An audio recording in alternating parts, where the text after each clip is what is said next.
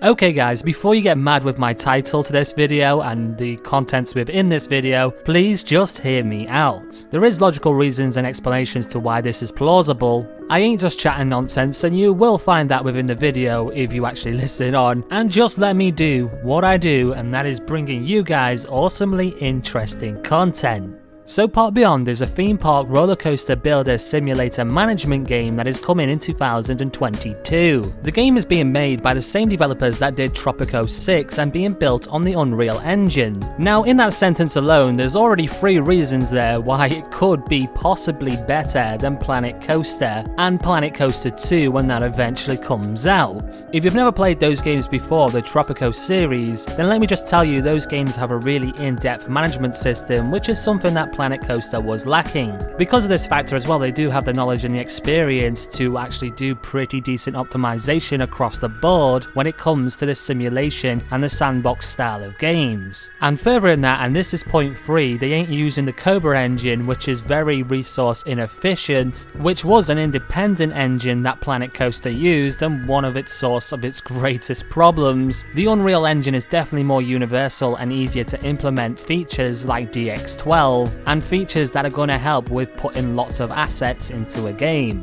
Also, another good thing that I don't think people talk about much unless you're actually in the industry, because of the universal nature of the Unreal Engine, it's easier to outsource new talent, meaning that having a universal engine also helps with the release of the game and makes the development process so much easier if something changes, like maybe you might lose a member, maybe they're not doing the job right, then you can still outsource it to someone else. You might be thinking to yourself, well, who cares? Well, this actually means that it's more likely that we're going to get a finished end product, something that is playable and not full of bugs.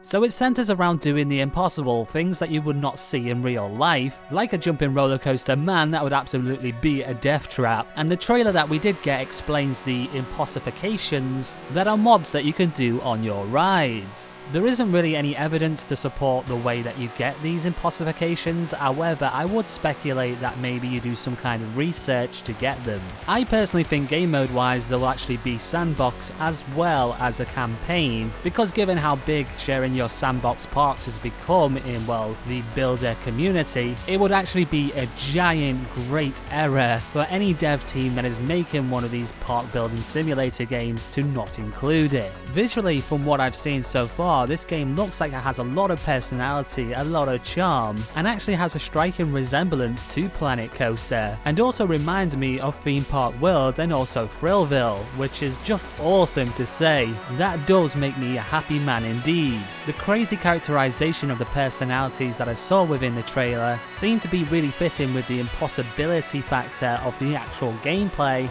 It just seems very large than life and very creative, and it sparks a lot of bubbly feelings of excitement and fun when I'm actually watching it, and is one of the reasons why I'm really looking forward to it. I love games with character, I love games with personality, games that have an identity and can be very distinctive and hold themselves in a sea of games and also be very eye-catching is a very promising factor. One of my main concerns with any park builder simulator game is that they won't get the optimization right, and us guys that want to build mega parks have to suffer through really bad frame rates, skipping, freezing, hitching, and just, well, the game just wanting to end itself basically. But looking at the trailer, it looks like they might have overcome some of the limitations that Planet Coaster had, and maybe they've learned from some of the mistakes in that game. It's really hard to tell when you're looking at trailer footage, because obviously it's a marketing thing, they're presenting it in a way that you will want to buy the game obviously, but I'd say this because of the Impossification mods and the way that this game seems to have a kind of modular design. It looks like this was one of the ways of compromising some of the diversity aspects of the game, however implementing it as a main,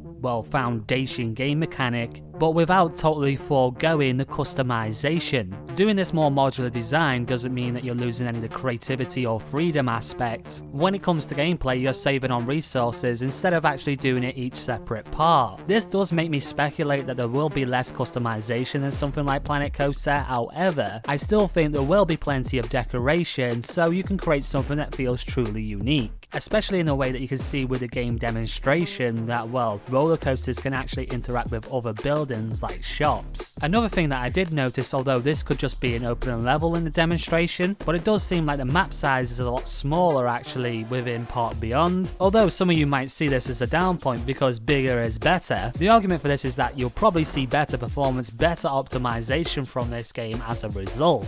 Another thing that I noticed about the trailer is that it seems to actually be preset decoration within the gaming environment and not just a flat land like Planet Coaster does. This means that there's going to be less of a need and less of a feel to actually start decorating everything in order to try and fill the void of it feeling not aesthetically pleasing. In conclusion, I think Park Beyond is doing very smart things. It's allowing creativity, but not to the point where it starts hindering the performance of the game, and it also looks like the modular design of the way that you actually build rides is going to help it in the long run. I would also like to point out that I do love Planet Coaster. I think it's an amazing game, although from a technical standpoint I don't think they thought it through as well as they should have, and I think if they try to add features in Planet Coaster 2, it is going to really end bad for the popularity of that game, and I think everyone will turn to Park Beyond because definitely what we've seen from it so far, it looks wacky, it looks fun, it looks creative. It's definitely feeding the need of what players come to games like this for anyway, and that is to do the impossible things that they wouldn't usually do. And this game looks like it's all about breaking reality, so it's got that going for it too. The concept is fascinating and just feel thought out, so it's all about the execution, and that is really going to define who comes out on top, whether it'll be a new Planet Coaster game or whether it'll be Park Beyond. Anyway, that's going to do it for the video. Let me know what you think down below in the comment section. Is there something you want to add to this conversation? Do you agree with what I've said? Do you disagree with what I've said? Please let me know down in the comments, but keep it respectable. Because if you bloody bleep it all the bloody bleeping place, I will bloody bleeping ban you from the Tech Evolved community.